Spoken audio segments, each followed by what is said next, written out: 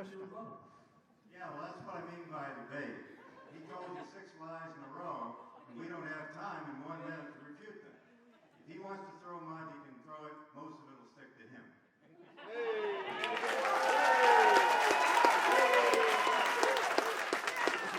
Mike, you have 30 seconds to ask a question. Considering the known problems of global warming from the animal industry, do you think it's appropriate for the United States government to start promoting vegetarianism and veganism through its nutrition programs? And I guess I'd be happy to anybody to answer that, but I'll give the question to Art, please. Okay, Art, you have 1 minute. I don't think the American people should be told what to eat. It's just more of the same. Look, there has to be basic freedom. We need good medical research. I've worked in research on nutrition and preventive medicine for 10 years. A lot of American people aren't doing the kinds of things that we discovered they should do, but they're free to run their own lives, and I don't think the government should be involved telling us what to eat, period. All right, Mike, you have 1 minute for a rebuttal if you choose. Yeah, I think, personally I eat meat, but I think as far as government nutrition programs, maybe this is the right time for them to start promoting vegetarianism. So I would be happy if the school lunch programs that are funded by the federal government would promote vegetarianism. And Peter, you have 30 seconds for a question.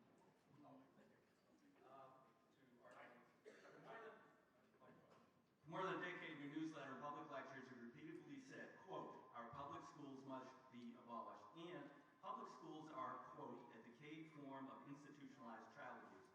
Now that you're a candidate for Congress who said you really don't want to abolish our local public schools, as you repeatedly stated, just the federal Department of Education. If anyone votes for you, who do they get? The crusader who wants to abolish our local public schools, or bulldoze them, as you once said, or candidate Robinson who now says he just wants to abolish the Department of Education? Art, you have 1 minute. Well, I've taught thousands of students at the university, graduate students and undergraduates, and tens of thousands of kids that are 1 through 12. I know about education. And what he's quoted, out of the thousands and thousands of words I've written on this subject, are taken so far out of context it inverts the meaning. And he knows it. He knows my policies because he read everything I've written, or his people have. I know about education. I want to go back to the great locally controlled public schools that I went to. They were the best in the world. They prepared me for Caltech and a good career in science. This individual knows about education too. He knows if he keeps shoveling money to the education unions and voting no on every improvement in our education system because the unions don't like it, they'll shovel him campaign cash at election time. That's his education policy. Mine is to improve the education of 50 million American kids. He knows it.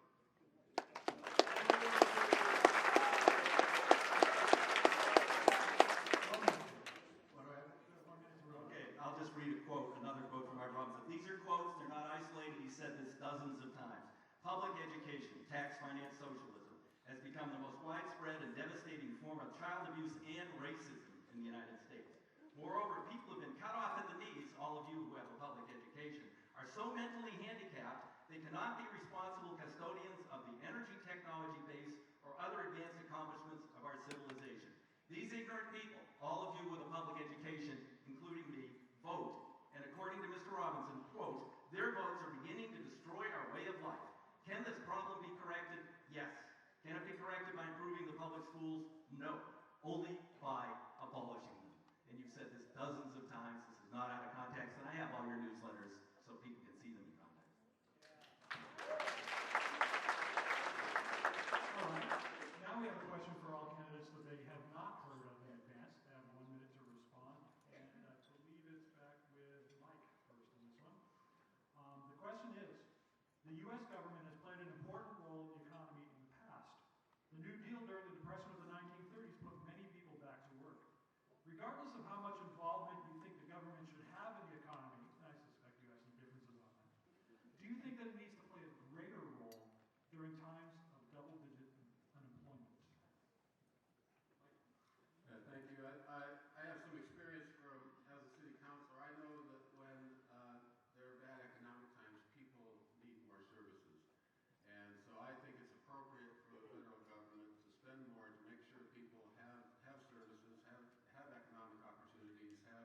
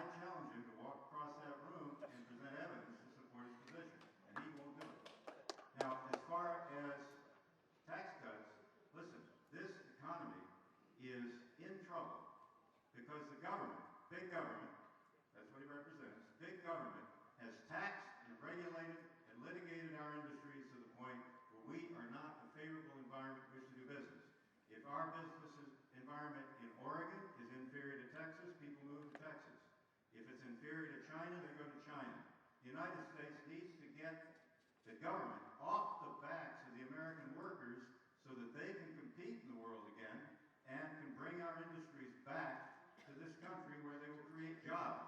Taxes are nothing more than a way of killing jobs.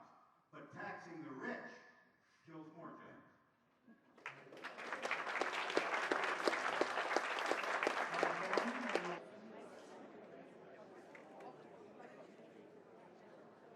Okay, now our written questions from the audience, and we're going to start with one for Mike Beilstein. The questioner asks, both my wife and I are unemployed. We have two beautiful daughters to raise, currently ages 6 and 7. My wife has been unemployed since August of 2009 after a layoff. I was laid off last March. What will you do to decrease the unemployment rate and increase employment if you are elected? Yeah, thank you. I think that the economic problems in the United States are largely caused by our spending on the military. We could afford services that people need without bankrupting the taxpayers or the treasury if we were not spending so much on the military. Joseph Stiglitz, Nobel Prize winning economist, estimated that the war in Iraq, only the war in Iraq, would cost the U.S. economy $3 trillion. And so that, you take $3 trillion out of the U.S. economy, then obviously you're not going to have the capital to invest in new production, in keeping people employed, and you're going to be hurting the economy. So I think ending the war spending, diverting that spending away from military spending and into developing our economy is the way to solve unemployment. Thank you. Okay, Art, and just to remind you, we only have 1 minute to answer each of these questions. Art, the question is for you, and it is, was the government wrong in providing Social Security in the 1930s? No, I don't think so. But it was wrong when the Congress took the money that was supposed to be saved for those Social Security people and spent it. And my opponent over here has been happy to participate in that. There have been surpluses during his term of office too, and they just spent that. So that money, there's no trust fund. They loaned it to themselves through T-bonds. It's a Ponzi scheme. You and I would be in jail with Bernie Madoff if we ran that Social Security system that way. Now, we owe the people who paid in every cent that they paid in, and they're not getting it. They're getting part of it because these guys are out of money. They're taking the people who are young and spending their money to pay the people who are older, which is a Ponzi scheme. The Congress took the money and spent it, and you and I are the collateral. That's wrong. But I'm not against that system. It had good properties and good ideas in it. It wasn't a bad idea. But when you handed the money to apparently the most disreputable borrowers in the world, they took it and spent it. And that wasn't a good idea. And he helped. This question's for you. It reads, we know you are against free trade agreements and against corporations investing capital in foreign countries.